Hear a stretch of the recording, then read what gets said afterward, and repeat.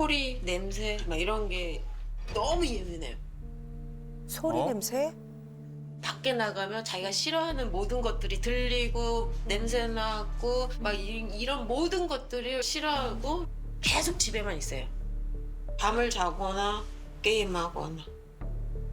매운탕 우리끼리 먹을 거 끓이고 얘 맞는 음식 따. 삼촌이 옆에서 누나 참 힘들게 산다. 알바를 가서 일을 한 적이 있어요. 하루를. 아들이 굉장히 느리고 아, 이 친구 안 되겠구나. 와. 저는 바깥 생활을 하면 여한이 없을 것 같아요. 인천에서 온 올해 53세 정윤숙이라고 합니다. 네. 저는 03년생 임교영이에요. 아, 네. 언제부터 아들이 집 밖을 잘 안 나간 걸까요? 이게 굉장히 오래된 건데 오래됐어요. 어릴 때부터도 뭐 특별한 일 없으면 집에만 있고 보통 여느 남자애들이 밖에서 어울리고 땀 흘리고 막 축구 농구도 하고 막 그러잖아요. 네네네네. 근데 절대 그런 거를 안 해요. 혹시 그 형제가 있나요? 네. 위에 누나 둘 있어요. 아, 누나 둘이요? 네. 그러면 남동생을 가만두지 않았을 텐데요. 그러니까. 왜냐하면 누나가 둘이 있다는 건 꽤 활동적인 집안 분위기가 있었을 수 있을 것 같은데 누나들은 활달한 편인가요? 네. 아, 그런데 이제 막내 아들이고 만 그래요. 막내 아들만 좀 조용한 편이다. 어렸을 때부터 그랬다. 이제 이 말씀을 하시는 거죠? 네. 우리 아들이 지금까지 살면서 밖에 안 나간다. 얼마나 오랫동안 안 나간 적 있어요? 한 달. 한 달 정도? 한 달 정도? 한 달. 아, 와. 한 달 정도 아예 현관문도 벗어나지 않은 거예요? 아예. 야, 근데 아까 전에 영상을 좀 제가 봤더니 하루 만에 아르바이트인가 뭔가 잘렸다는 얘기 들었는데 알바는 왜 자른 거예요, 그러면 하루? 동네 가까운데 마침 이제 지원을 했는데 와봐라 그래가지고 면접을 보러 갔는데 네. 그 사장님이 일을 시켰나요? 잘하나 못하나 일까지 시켜봤는데 애가 이렇게 손을 막 발발발발 떨고 그 덩치에 비해서 힘을 잘 못 쓰는 것 같고 좀 힘들어하는 게 느껴지니까 그 우리랑 인연이 아닌 것 같다. 더 체력을 늘려서 와라. 뭐 그렇게 그런 식으로 이제 좋게. 실례지만 무슨 알바? 아, 닭튀김 시장통 안에 뭐 닭튀김집인데 아, 각종 치킨집. 튀김도 팔고 막 그랬나 봐요. 그런데 그날 밤에 와가지고 네. 버스 타고 오는 과정에서 자기가 눈물이 났대요. 눈물이 났다. 네. 나는 무슨 일을 잘 못하는 사람이라고 스스로 그렇게 느끼고 잘 말을 하고 막 이러니까 그런 생각 가지면 안 되는데 사회생활 하는 게 얼마나 역경이 많아요. 맞아요. 별의별 일을 다 겪는데 그런 건 아무것도 아니다. 그렇게 얘기를 해도 잘 이제 피부로 와닿지는 않는 것 같아요. 아니 근데 제가 듣기에 24살이라고 하셨는데 졸라인데. 아들이 그 밖을 나가기 두려워하는 어려워하는 이유가 있을까요, 어머님? 일단 타고난 성격 자체가 여리고 소심하고 예민하고 밖에 나가서 이 소리, 소리. 냄새. 냄새. 그러니까 밖에 나가면 너무 많은 것들이 다 자극이구나. 이게 자극을 하잖아요, 자기를. 그러니까 그런 거에 대해서 되게 예민한 것 같아요. 그 집 자체가 그냥 편한 거죠. 아무 자극이 없으니까. 네.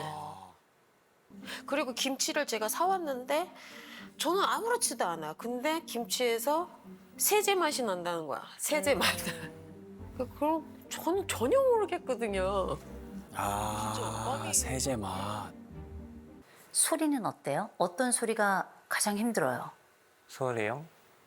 저는 어릴 때부터 가족들이랑 같이 하잖아요. 그러면은 왼쪽은 이렇게 귀를 베개로 이렇게 하고 오른쪽은 팔로 막아서 잤어요. 아, 귀를 막고 자는구나. 들리니까. 그렇지 않으면 잠을 잘 수 없으니까. 진짜 오감이 엄청 예민하다. 오감이 예민해. 잠깐 근데 아드님 졸려요? 졸려요? 네? 안 졸려요? 졸리다기보다 어지러워가지고 어지러. 평소에 또 밖에 나가면 머리가 좀 어지러워가지고 머리가 어지러워요.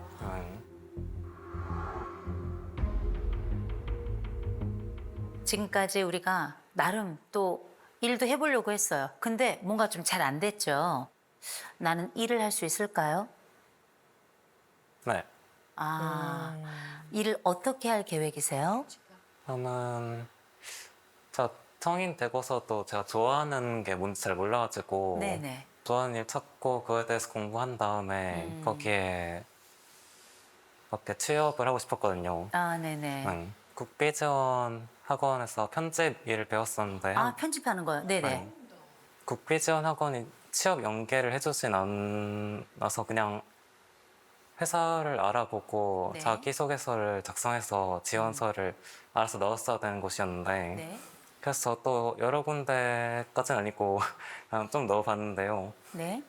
딱히 된 데는 없어서 불합격돼서 안 됐구나. 한 가지만 더 여쭤볼게요. 사람이 힘들어요? 일이 힘들어요? 사람이요. 사람이 사람이 힘들죠. 힘들어. 사람하고 어떤 면이 어려워요? 냄새가 나시는 분도 있고 냄새가 나는 사람도 소리가 있고. 엄청 크게 지르시는 분들도 있고 그러면 냄새가 나지 않는 환경, 나에게 소리를 지르지 않는 환경을 찾아야 되겠네요. 이거 쉽지가 않을 것 같아요. 그러게. 세상은 쉽지 뜻대로 않지. 안 되지. 제가 우리 아드님을 보니까 우리가 한 가지 이해하고 가야 될 주제가 하나 있어요. 네. 전 세계 사람들의 15에서 20% 정도는 HSP인 사람들이 있어요. Highly Sensitive Person이라 그래서 고민감도의 사람들이 있어요. 엄청 세. 이런 사람들은 되게 냄새에 민감하거나 소리에 민감하거나 아니면 약간 이런 두 가지를 합쳐서 과각성이라고 부르죠. 어떤 것들을 더 크게 그리고 오랫동안 더 강하게 느껴요. 남들이 볼 때는 굉장히 특별한 능력처럼 보일 수도 있겠지만 일상생활하기가 굉장히 어려워요.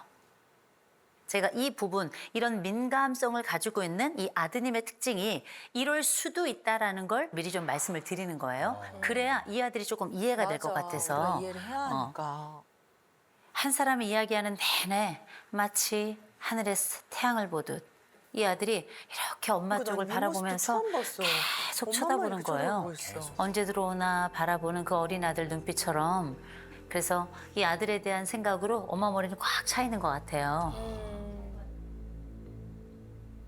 우리 아들은 불안이 70이에요. 아이고. 꽤 높아요. 엄마에게 말하지 않지만 걱정을 하고 이 걱정을 그냥 혼자 가지고 있는 사람이에요. 또 한 가지 아드님이 지금 자율성이 12점이에요. 자율성이 12점이라는 얘기는 의존도가 굉장히 높다는 거예요. 자기 스스로 결정할 수 있는 게 많지 않다고 생각하는 거거든요. 근데 사회적 민감성이 0점이에요. 사회적 민감성이 0점이라는 얘기는 뭐냐면 다른 사람들이 어떻게 느끼는지, 다른 사람들이 어떻게 이런 상황에 이런 것을 원하는지를 잘 몰라요. 그래서 눈치가 없어요. 눈치 없다는 얘기는 옛날부터 들었을 거예요. 안 들었어요. 안 들었어요? 눈치가 빠르다고 하던데요. 눈치가 빠르다고요? 그런 사람이 이렇게 느리기 어려워요. 아들이 사회적 민감성 점수 0점이라 그랬죠? 엄마 1점이에요.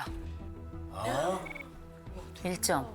그래서 아들을 못 느껴요. 와. 아들이 어떤 상태인지 걱정만 할 뿐이지 아들이 어떤 감정인지 잘 못 느껴요. 청소한 곳을 보고 얘가 애썼구나, 작은 변화가 있구나 알아챘을 거예요. 전혀 알아채지 못해요. 몰라요. 그치. 자, 그런데 자율성이 엄마는 86점이에요. 엄마는 아주 의지를 가지고 살아가는 사람이에요. 딱 결정하면 앞으로 쫙 가는 사람이에요. 그리고 이 아들이 뭘 하든지 간에 제가 볼 땐 문도 그냥 벌컥벌컥 열고 들어갈 것 같고요. 맞대. 아들은 그렇대요. 맞대. 엄마는 전혀 모르지만 그게 이 집은 말이에요. 초민감자와 초둔감자가 살아요. 이 엄마는 뭘 해도 괜찮아요. 그리고 이 아들의 속도를 못 견뎌요. 왜? 엄마는 성질이 급하거든요. 그래서 엄마가 지금 있을 땐 옆에서 도움 좋은데 이 엄마가 너무 경계를 침범해요. 네, 급해요. 그래서 이 얘기는 뭐냐? 엄마는 나에게 묻지 않아요. 엄마가 결정하는 거죠. 제가 좀 여쭤볼게요. 아드님, 엄마 그만 쳐다봐요. 네. 네. 엄마만 쳐다보니까 초등학생 같단 말이에요. 초등학생 같아요. 엄마만 바라보니까 유치원생 같단 말이에요. 네. 근데 보세요, 어머니. 어머니는 걱정하는 사람이고 이 아이를 위해서 생애를 바친 사람이에요. 이 아들이 귀해가지고 정말 혹시 불면 날아갈까 쥐면 터질까 그렇게 이 아들을 함께 여기까지 왔단 말이에요. 근데 그래서 아들은 아들대로 너무나 취약한 사람이 됐어요. 엄마는 엄마대로 너무 걱정이 많은 사람이 됐어요. 엄마가 어느 정도 간섭하냐 그랬더니 다 간섭한대요. 이제 좀 나올 때가 된 것 같아요. 내가 집에서 나간다면 무슨 일이 벌어질까요? 내가 독립을 한다면 어떻게 될까요? 잘 살겠죠?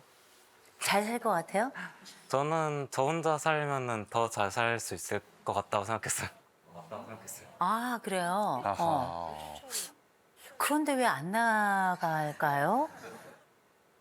나가고 싶긴 한데 네. 아무래도 돈을 벌어서 아, 그 집을 구해야 되잖아요. 근데 아직 아무것도 안 했으니까 네. 나갈 수가 없는 거죠. 아. 그런데 이거는 결국 겪으면서 해결해 가야 돼요. 맞아. 엄마가 언제까지 그 젖을 먹일 수는 없어요. 맞아. 용기 내서 부딪히고요. 맞아요. 어깨빵도 좀 이렇게 당해야 되고요. 맞아요. 어깨빵이라는 건 뭐냐면 사회의 어깨. 맞아. 어머니 저 보세요. 어머니가 오늘 돌아가시면 이 아들 어떡하죠?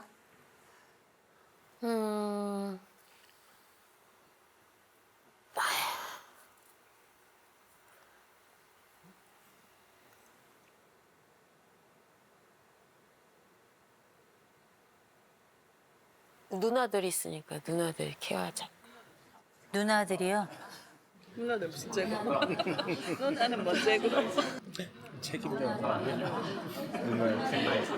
그러니까 누나들이 어떻게 할 것 같아요? 같이 사는 거? 아이. 이 늙어가는 아들을요?